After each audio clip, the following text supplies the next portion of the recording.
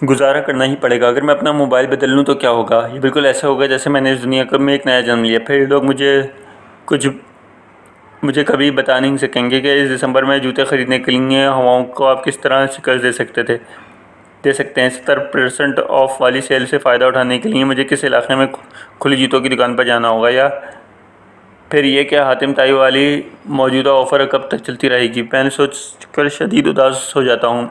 अगर ऐसा हो गया तो फिर क्या बनेगा? मेरे ही आसरे पर इस दुनिया में बच्चों के सारे कपड़े लत्ते बेचते हैं। इस मरतबा इन्होंने कितने शौक़ से मुझे फ्लैश वीकेंड सेल की ऑफ़र भेजी है। इनके मुताबिक इस मरतबा तमाम स्वेटर, जैकेट्स और गर्म कपड़ों उन्हें वो वाह 50% ऑफ़ है। मज़े की बात यह है कि हर दूसरे हफ्ते इनका फ्लैश वीकेंड ऑफ होता है। हर दूसरे महीने इनके नज़दीक एक मौसम बदलता है और वो सीज़नल ऑफ का इश्तिहार लगा देते हैं। हर 3 माह बाद 50% रियायत का ऐलान कर देते हैं।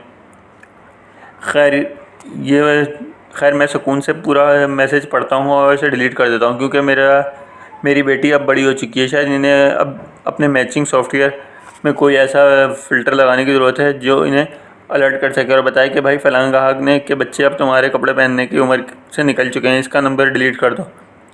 याद रहे कि ये ऑफ़र मुझे एक मरतबा एक कंपनी से मौसूल हुई थी कि दूसरी मरतबा एक दुकानदार ख़ास तौर पर अपने ज़ाती नंबर से उम्मीद अफ़ज़ा पैगाम भेजना पसंद करता है।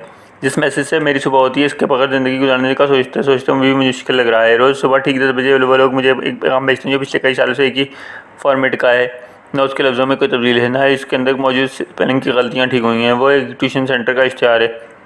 इन लोगों का दावा है कि स्कूल, कॉलेज, प्ले ग्रुप से 8वीं तक, ओ लेवल, ए लेवल तक, 9th 10th, FA, FSC,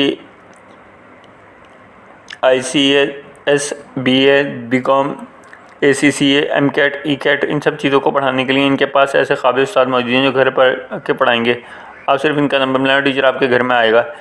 मैं हर रोज़ सोचता हूँ इन लोगों को अब क्या कोई ऐसा बंदा क्यों नहीं मिला जो PhD या पोस्ट डायरेक्टरेट करने की सहायता रखता हो, या कम से कम रिसर्च आर्टिकल पैसे लेकर लिखता हो। जब ये सुबह मुझे मिलना शुरू हुआ था, इस वक्त मैं ख़ुद FA में था। अब मेरी पढ़ाई पूरी हो चुकी है। हाँ, इस तरह कोई PhD की ऑफ़र करे तो मैं ज़रूर सोचना चाहूँगा। एक मेहरबान मेरे नेटवर्क वाले हैं, जिस दिन से ये नंबर ख़रीदा है तब से आज तक ये मुझे रोज़ाना बला नागा एक ही मैसेज भेजते हैं, जी फ्री मिनट्स, फ्री मैसेज और फ्री MB डाटा की बात होती है, जो सिर्फ पिछले 17 बरस में एक ही बार इस धंधे में नहीं फंसा, एक बार भी इस धंधे में नहीं फंसा।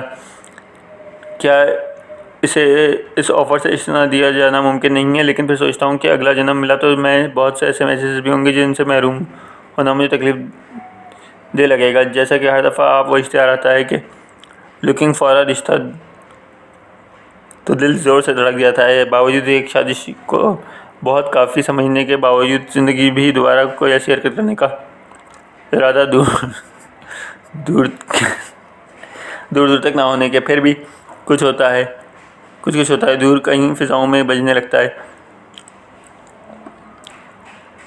इन लोगों का दावा है कि दुनिया में पहले पाकिस्तानियों के लिए इनके पास अनगिनत रिश्ते मौजूद हैं। अगर वो सब पाकिस्तानी इनकी वेबसाइट पर जाने की नीयत बांध लें, अगर वो मैसेज किसी ऐसे पाकिस्तानी को मिले जिससे इंटरनेट इस्तेमाल करना नहीं आता, तो इसके लिए एक पर्सनल नंबर की सहूलत भी मौजूद है। नंबर के साथ ब्रैकेट में आंटी फलां क्यों लिखा होता है, ये कभी समझ में नहीं आया। क्या कोई रिश्ता अंकल लोग नहीं करवा सकते? आंटी लोग ज़्यादा काबिल एतबार होती हैं।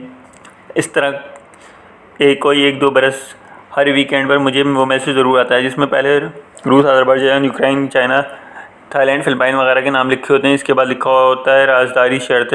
इसके बाद कुछ मसाज वगैरह का जिक्र होता है। साथ ही ये इत्तला भी होती है कि आधा घंटा सर्विस मुहैया करने पर 4000 रुपये होंगे। या तो फ़कीर पार्स पत्थर है, या फिर इदारा है हज़ा के पास कुछ ऐसा जादू है जो आधे घंटे के 4000 का अकाउंट में 30 मिनटों में समझा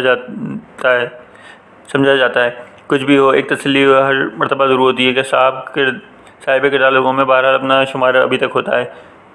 कमर्शियलिज्म की हद यह है कि जब ऐसे मैसेज आने शुरू हुए हैं तभी से बैंक वालों रोज़ एक नए क्रेडिट कार्ड की ऑफ़र करते हैं, या फिर उधार की सहूलत से फ़ायदा उठाने के लिए फुल मसरूफ़ तरीन दफ्तरी औकात में फ़ोन कॉल करते हैं। मज़कूरा वाला दोनों इदारों में फ़कीर का प्रोफाइल कैसे और क्यों अपडेट हुआ, ये सवाल तहकीकी मकाला लिखवा सकता है। ए जॉन हो भी है, जिसकी एक कैटरिंग कंपनी हुआ करती थी और जिस कंपनी से एक फंक्शन में लंच बॉक्स मंगवाए थे। 5 साल से इस बंदे की मैसेजिंग लिस्ट में अपना नंबर ऐड है। जिस कदर आपको खालिद से नफरत हो, इसी कदर इस फितरत लाले के हिनाबंदी का बंदोबस्त करती है। भाईजान को ये नहीं मालूम इस मैसेज से चिढ़ने के बाद ही फ़कीर ने आज तक कभी किसी दूसरे प्रोग्राम के लिए इनसे रब्ता नहीं किया। यार आखिर इनमें हर्बल स्प्रे और ड्रॉस बेचने वालों में क्या फ़र्क है। एक आदमी जिस तरह किसी गैर ज़रूरी स्प्रे वगैरह की ज़रूरत नहीं होती, वैसे ही इसे किसी दानश्वर पढ़ने की का कोई शौक़ नहीं होता। क्या ऐसी ज़रूरत है बिला नागा ये बंदोबस्त 5 साल के तरन्नुम से किया जारी रखा जाए। सीरियसली देखें तो इन सब मैसेजों से बुरी तरह तंग आके नंबर बदलने और नया जन्म लेने से इंसान को सिर्फ एक ही चीज़ रुकती है, वो पुराने सब रब्तों का नुकसान। क्या अच्छा लगता है कि कोई दिन पुरानी और आप आवाज़ को फ़ोन करती है और आपको याद आता है कि हाँ, ज़िंदगी में की दौड़ में एक लम्हा ऐसा भी था कि जब किसी दरख्त के छाँव में बैठे थे, जब कोई खूबसूरत फूल था सूंघा था, कोई लम्हा था जो रुका हुआ था और ना ही गुजरा था। ठीक था या गलत, बस खुद आप आगे बढ़ गए थे। कभी उस्ताद के पास आपका वही नंबर महफूज होता है, कभी कोई क्लास फेलो भी भूले पड़ के फ़ोन करता है, कभी कोई बाहर मुल्क या पुराना मोहल्लेदार अचानक याद कर देता है, तो वो अचानक वाली खुशी जो है फिर सारी उम्र के लिए रुखसत हो जाएगी। अब नए दोस्त बनाने की उम्र नहीं है। फ़ोन नंबर कैसे बदला जाए, क्या इसमें मैसेज भेजने वालों पर नरम नहीं आ सकता? इन सवालों का जवाब ऑफ कोर्स कभी नहीं हो सकता, कुछ भी नहीं हो सकता। गुजारा करते हैं आइंदा भी किए जाएंगे।